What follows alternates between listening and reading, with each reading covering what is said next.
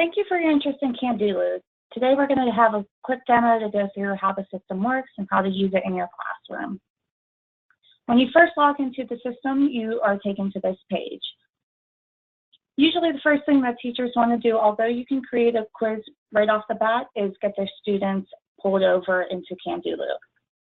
In order to do that, there are a couple different ways you can. First thing you'll want to do is click on the top right corner on your name and then click on My Account. You can link to EdInsight, Google, and Schoology and pull over your classes from there. For the purpose of the call today, I'm going to do it through EdInsight, our sister product. So the first thing you have to do is click on link here and type in the URL for your EdInsight login.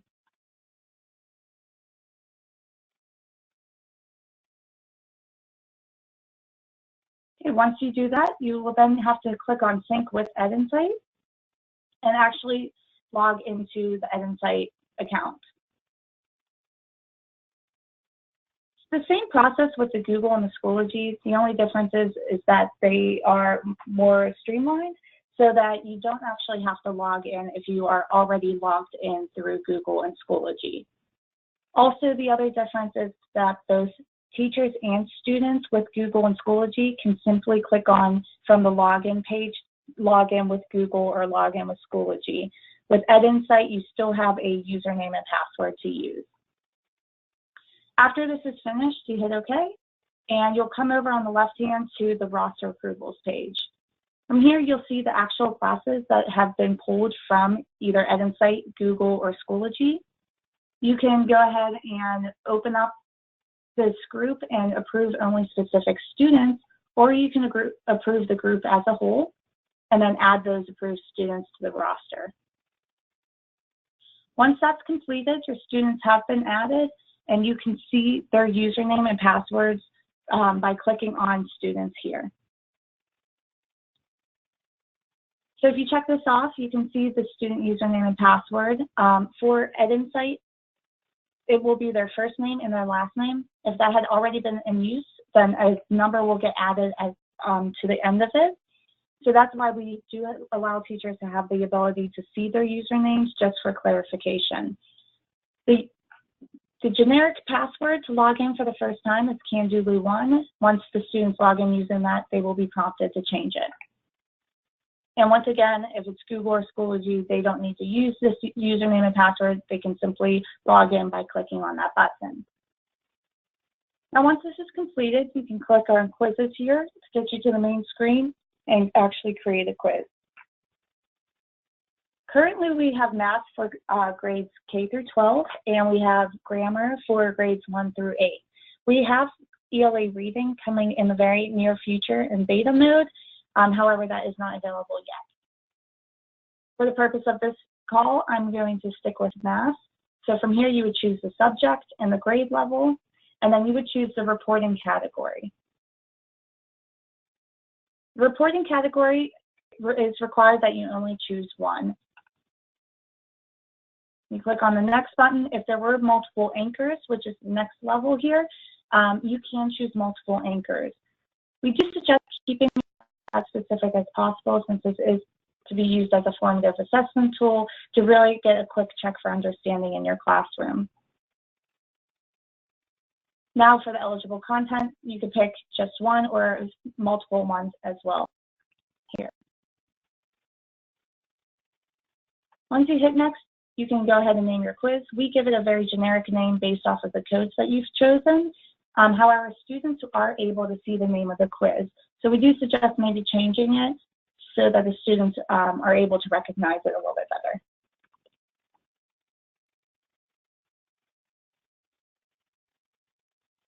Now you'll go ahead and choose the questions. For math, we have approximately 8 questions per eligible content. We do recommend that you only give about 3 to 4 questions per eligible content so that you still have another bank of 3 to 4 questions to use as maybe a post-test after teaching the skill initially. So you can see the description here of the eligible content for the next 8 questions.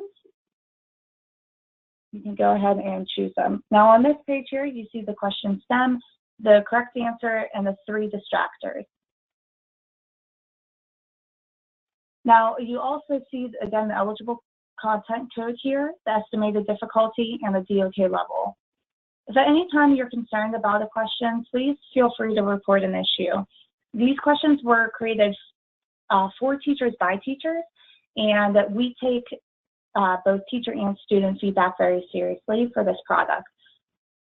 So you simply click on that and you'll choose an option, whether it's positive or negative, if you feel the question is incorrect or doesn't fit the standard, or if you have a suggestion as to make the question a little more challenging for the student, we want to hear that as well. Anytime you fill this out and hit send, it gets sent straight to myself and one other coworker. So for instance, I'm going to go ahead and do this. We'll hit test, send. You'll get a little confirmation note here. And we'll hit OK. If you decide that you like a question, you can go ahead and add it. Once it turns green, it's been added to your quiz. And you'll see that the counter here has gone up 1. One thing to mention as well is if you have used a question previously on another quiz, at the bottom here, it will mention that you've used this question on an account of how many quizzes it's been on. And you can actually click on the number to see what the names of the quizzes were that you used it. If you want to quickly switch over to another eligible content that you had chosen, you can click on this little arrow at the top next to the code. Again, you'll see the description of this eligible content, and you can choose the questions as well. Once you hit save and review, your quiz has been created. Now, the next piece that we have is that you can actually choose resources to send to your students after they complete a quiz. Please keep in mind that this is strictly for the math piece and not for the grammar or the upcoming reading piece. So I'll go ahead and hit yes. And now this is set up very similarly to how you chose questions for the quiz. The first section is for what is considered below grade level, which is for students that scored 0 to 59% on this specific quiz.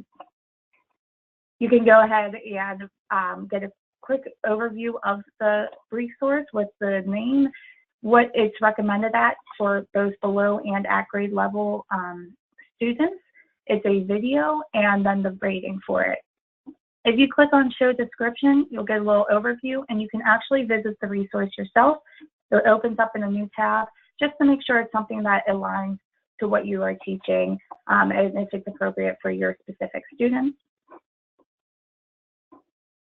Go ahead and hit close. And you can add it. Now this is completely optional, so you can choose a resource for specific levels and not for others, or you can choose 5 for one level and only 2 for another. We keep it as flexible as possible. The first resource that's recommended is the one that we would recommend to your students automatically. However, you do your students best, so we give you the option to choose. So the further you click through, you might actually find resources that are a little more challenging for your students, but if you feel that maybe, okay, we'll give them first a video to watch. And then after they watch the video, I want them to actually complete a skill practice activity. Now, if you see an icon like this, that means that it is a flash resource. So please keep this in mind if you are using iPads, iPhones, and some Chromebooks. And if you click on show description, it actually gives you a little overview of that as well. And again, we have report an issue for resources. So if a URL is broken or if it takes you to a different site than what is listed, again, if you feel that it doesn't fit the eligible content, please feel free to fill this out and let us know and then send it to us. Okay, once you choose use these resources, you get to review your quiz once more. So you can actually change the order of the questions here by clicking the arrows on the left-hand side. You can get rid of a question by clicking on the X on the right-hand side. You can also add another question or either add or remove resources as well. If you click Done for now, that just goes into your quiz bank that is on the initial screen when you first log in, and that you can give it at any time. Or you can give the quiz right then and there. Now, there's two different ways of giving a quiz. We have a self-guided, in which the students work on their own pace. This is good for homework, for in-class activity in which they work on their own. And then we also have a teacher-led, in which the students are in lockstep with the teacher. This is good if you want to use it as an instructional tool to introduce students to a new skill. I'm going to start as a teacher-led quiz because you can actually then switch it over to self-guided quiz later. Once you choose the type of quiz you want to give, you can go ahead and send it to your students. You can either choose a group of students. You'll always have the option to send it to all students, and then you'll have your group of students.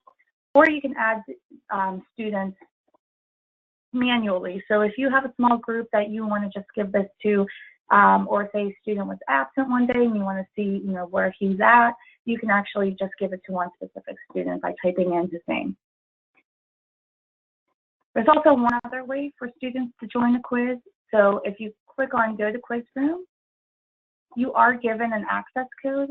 So if the students for some reason weren't added and you want them to take this quiz, they can type that in and be added as well. As a student, I'm actually going to go ahead and join this so that you can see this.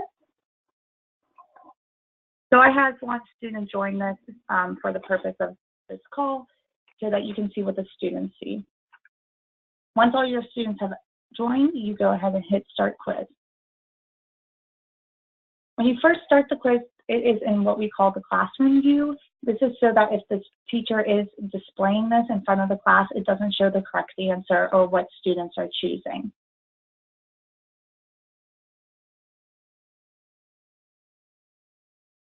Now I'm going to go and pull this screen down. This is actually a student view. It looks pretty much the same. Obviously, they have the option to choose an answer here. So once I choose it, I will see back on my teacher screen that 1 out of my 1 students have answered the question.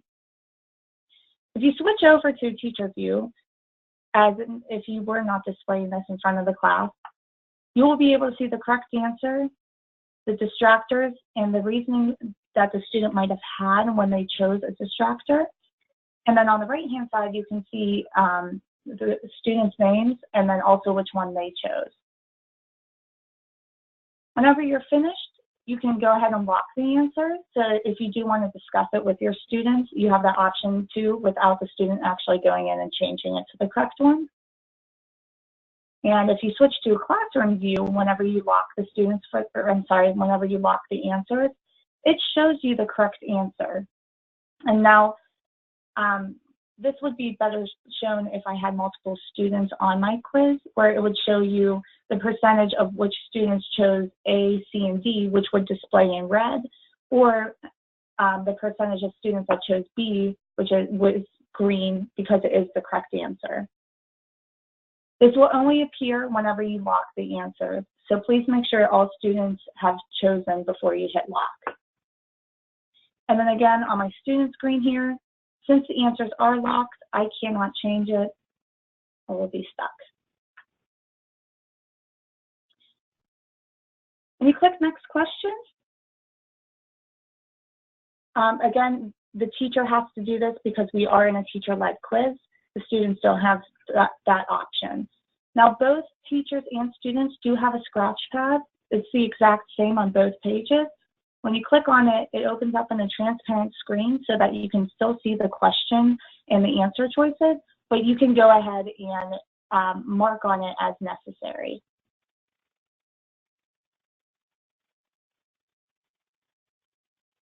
Now, for the purpose of this call, I'm going to go ahead and actually choose Finish as a self-guided. So maybe you went through a couple of questions, your students understand the skill, you want them to finish on their own, or if the bell rings and you run out of time, but you want them to complete it for homework, you can go ahead and hit Finish as self-guided. The only thing to keep in mind is that you are unable to go back to teacher-led once you choose self-guided.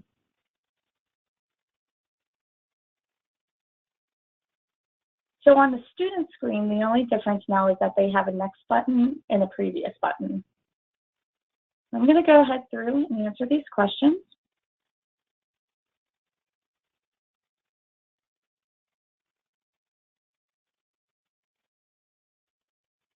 And lastly, whenever you are completed, you have completed as a student, if you're in a self-guided, you have the ability to review your answers. Once you click on this, it gives you a quick overview of all the questions and the choice that you had picked. If you didn't answer a question, if you forgot and skipped one, it would be red at the top rather than blue. And anytime a student can click on change my answer, switch it up, return to summary, and see it once more. Once a student is sure that their answers are perfect, they can go ahead and hit submit quiz. Right here, they will get their results. So I can see that my student received 2 out of 5, and I can see which question he or she got correct. So for instance, I got this one incorrect. I see that I chose B, but the correct answer here was A. I'm going to go ahead and switch back to my teacher screen. This was still, again, all from the student's perspective. And I can see that on here, my one student has completed it and received a 40%. Now, from the beginning, I sent this to all of my students to complete. However, I only had one join it. So if I end the quiz now, it will not take any scores of students that did not join the quiz into consideration. So all because a student didn't join a quiz doesn't mean he or she will get 0% whenever I end the quiz. So I'm going to go ahead and hit yes. And now I get an overview of my students' results. So I can see that my students' best answers were question 1 and question 5. Again, this was only for one student, so that's why it was 100%. But we need to work on 2, 3, and 4. So it opens up on the question page. Now, this is a little bit more of a powerful tool when you have multiple students, because you can open this up and see the number of students that chose each answer choice. So since my students chose B and the correct answer was A, this might be one that I want to cover with my students. Now, again, this is, it gives the correct answer, but it doesn't say who chose what. So this is good to display in front of the classroom as well with the students to kind of give them an overview as to why A is the correct answer and not B. If you aren't displaying this, you do have the option to click on the number of students to see the name of the student that chose that. And if you want to see a specific student's results, you click on the student tab here, and then click on the student name, and you see the same thing that that student sees whenever they complete the test.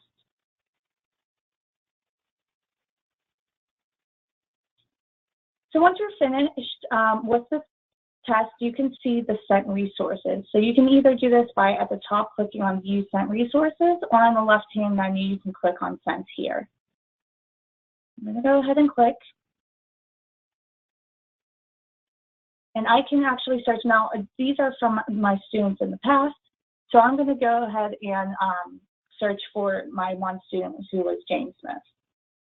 Now I see that I sent her these resources today, and she has not viewed them. So one more time, I'm going to pull over the student screen here so that you have a better understanding on what the students see. When they scroll to the bottom, they see Take Me to My Resources. From here, I can see those resources that I chose for my student based off of how the student scored. So I can then go to, oh, I'm sorry, this was my old one.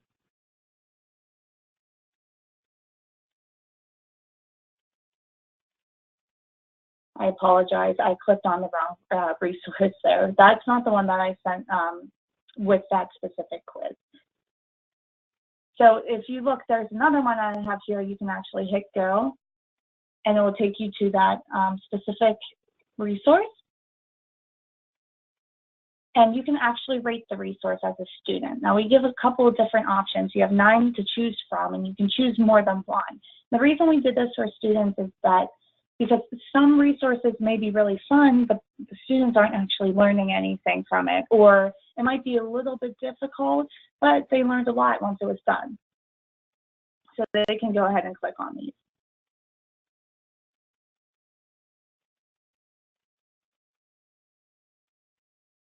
Okay, now I am going back as a teacher.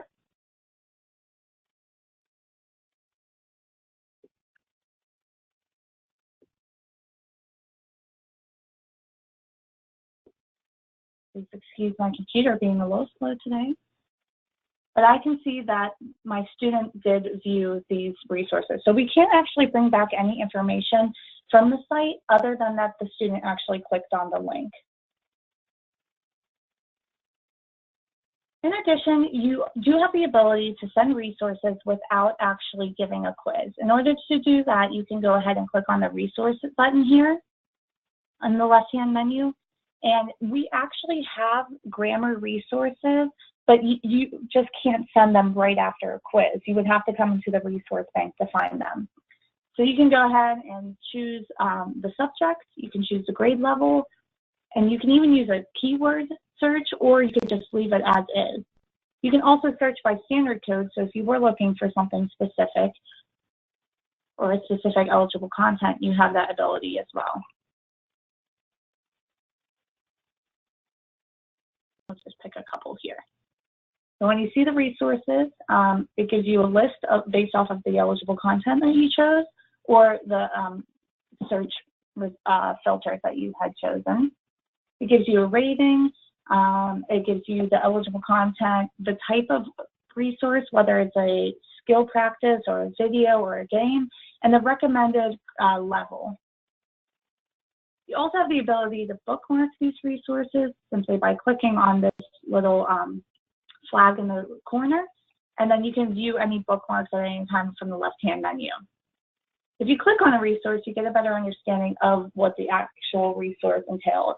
So you have a description, you can see the actual ratings here, and then you can send it to the students, and you can also visit the resource before sending it to your students.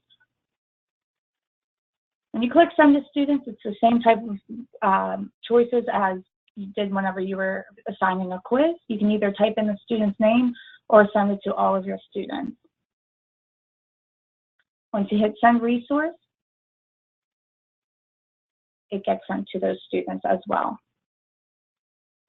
There are a couple other things that you can do in the system. You can see trophies that students have gotten. You can go in and see a standard coverage report, and you can actually assign or add in resources of your own through our class library.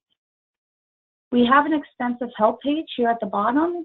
If you click on this, we have step-by-step guides for everything in the system for both teachers and students. We have additional resources such as the math formula sheets that are provided by PDE.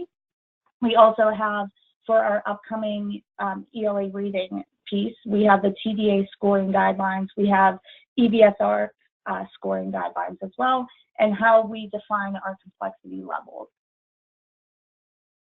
Also, if you have any questions at any time, you can feel free to contact us, again, by clicking on the bottom option here and emailing support@kandoolu.com. This is the same as the report an issue. This is going to myself and only one or two other people, and we get back to you as quickly as possible. I appreciate your time and happy Kandoolooing.